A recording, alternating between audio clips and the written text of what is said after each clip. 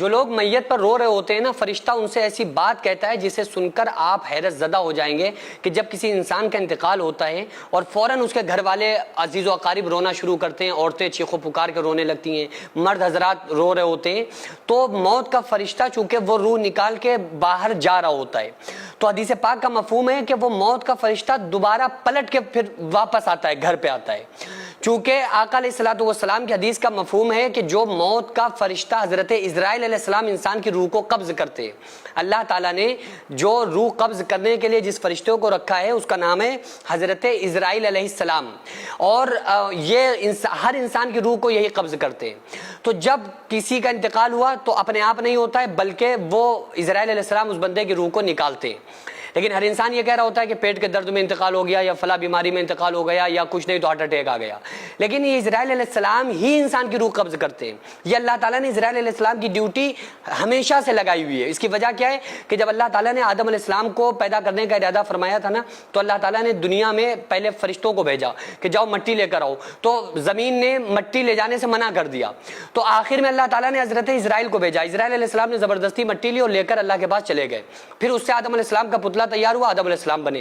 تو اللہ نے فرمایا اسرائیل اب میں تمہیں ہی اس کام کے لیے مقرر کر رہا ہوں کہ انسانوں کی روح کو تم ہی قبض کرو گے۔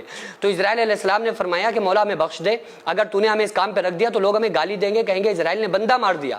اللہ نے فرمایا کہ نہیں اسرائیل، تمہارے اوپر ہم آنچ نہیں آنے دیں گے، بلکہ ہیلے روزی بہانے موت، کہ جب کوئی انسان کا انتقال ہوگا تو یہ کہا جائے گا کہ یار فلاں بیماری تھی یا پریشانی تھی، تمہیں کوئی نہیں کہے گا اسرائیل نے بندہ مار دیا۔ تو اسرائیل علیہ السلام نیک بندے کے پاس اچھے لوگ، اچھے فرشتوں، اچھے شکل و صورت والے فرشتوں کو، گناہگار کے پاس ایک ڈراؤنی شکل والے فرشتوں کو لے کر آتے ہیں۔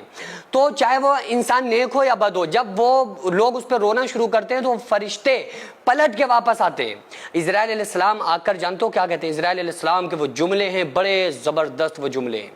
اسرائیل علیہ السلام فرماتے ہیں کہ اے لوگوں، میں پہلی بار اس گھر میں داخل نہیں ہوا، اور نہ میرا آنا اس گھر میں آخری بار ہے، بلکہ اس سے پہلے بھی میں آیا ہوں اور اس کے بعد بھی میں آتا رہوں گا۔ تو کوشش یہ کرو کہ اللہ اس کے رسول کو راضی کرو۔ پہلے یہ جملے ہوتے ہیں۔ پھر حضرت اسرائیل علیہ السلام فرماتے ہیں کہ لوگوں سنو، اس پر رونے والوں رونے والیوں سنو، میں نے اس بندے کے رزق کو نہیں چھینا، بلکہ یہ اپنا رزق پورا کر چکا تھا۔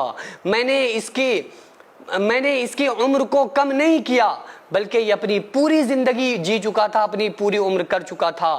اللہ کا حکم ہے، اب میں اسے لے کر جا رہا ہوں، اب میرا آنا لگا رہے گا، میں اس کے بعد بھی دوبارہ آؤں گا۔ تو اگر یہ چاہتے ہو کہ ہم ایک اچھی طریقے سے تمہیں لے کر جائیں تو اللہ اس کے رسول کو راضی کرو، کیونکہ فرشتے تو اللہ کے قریب ہوتے ہیں، وہ تو جانتے ہیں کہ انسان کے ساتھ کیا ہوتا ہے، کیا ہوگا، تو اس لیے وہ اپنی زبان حال، زبان قلب سے بندے کو سمجھاتے ہیں۔ لیکن یہ کہ ہم انسان فرشتوں کی آوازوں کو نہیں سن سکتے، سمجھ سکتے، لیکن ہمارے کونین کے آقا پیغمبر اعظم صلی اللہ علیہ وآلہ وسلم کی بات پر مکمل یقین ہے کہ آقا علیہ السلام نے بتا دیا، بس وہی پرفیکٹ ہے، بس وہی حق ہے۔ تو اس لیے دنیا میں رہ کر آخرت کی تیاری کرنے والا انسان ہی بڑا کامیاب ہوگا۔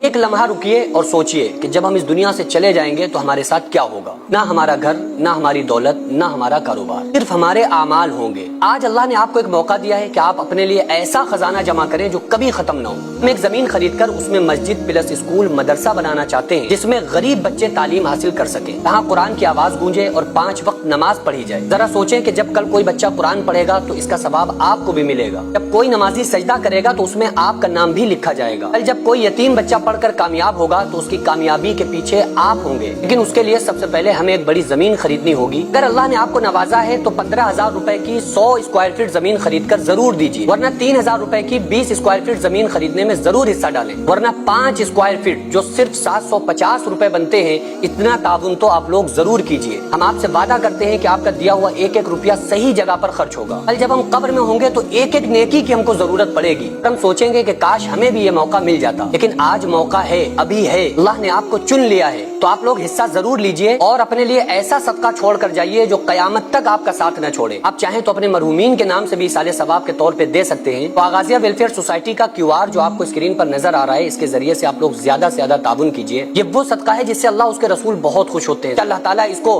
قانونی طور پر بھی مضبوط بنایا جائے گا, جس سے قیامت تک, جب تک اس میں نمازیں پڑھی جائیں گی, جب تک اس میں قرآن کریم کی تلاوت کی جائے گی, جب تک اس میں یتیم بچے پڑھتے رہیں گے, ہم قبر کے اندر ہوں گے لیکن اس کا ثواب ہمیں ملتا رہے گا. اور جتنی بھی آپ زمین خرید کر دیں گے نا, قیامت کے دن یہ آپ کے لیے سفارشی بن کر آئے گی اور قیامت کے دن آپ کے لیے گواہ بن کر آئے گی.